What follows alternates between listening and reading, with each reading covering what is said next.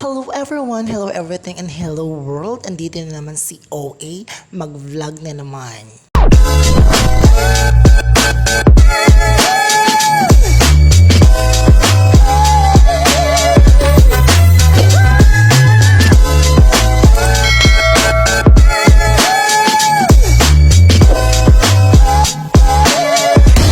So as you can see guys, char English 2 ha. Pero bitaw, na alam kong gusto ipakita sa inyo ang pinaka-perfect na combo karon ang coffee sa 7-Eleven and the cold brew. Diyos ko, ka-perfect combo siya mga akla.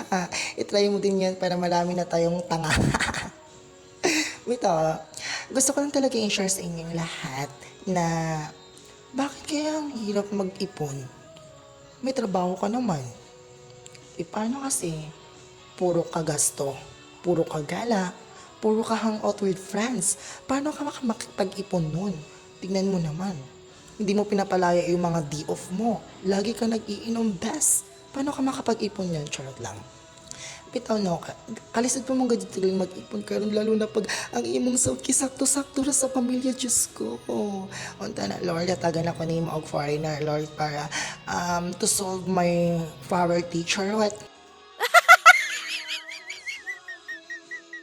Out pala sa mga sponsor ko ngayon, Char, yung tita ko, Michelle Diaz, and Tita Sam. Pak. Tignan mo, Pak. Diba? May pasayaw-sayaw pa yan. Pero wag ka bakla. Meron akong i-share dyan. Maraming mga girls at may back. Talagang naano sila sa akin. Kasi nung pumasok daw kami, sobrang, ang lalaki ko daw tignan. Pero pag nung inom-inom na, nung tumagal, biglang lumambot naman.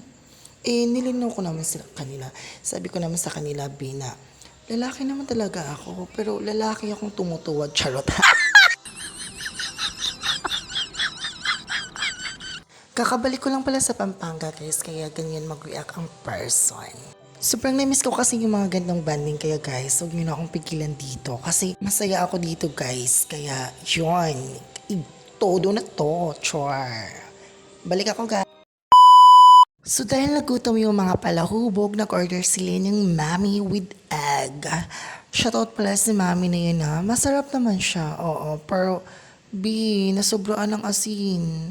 Oo, maalat ng konti. Pero okay naman siya. Goods naman siya sa mga palahubog. At least nainitan yung charn. Oo. Pagod pala mag-voice over no. Lalo na ang taas ng video mo. Hoy, Diyos ko. Mag-passport nga tayo. Ha.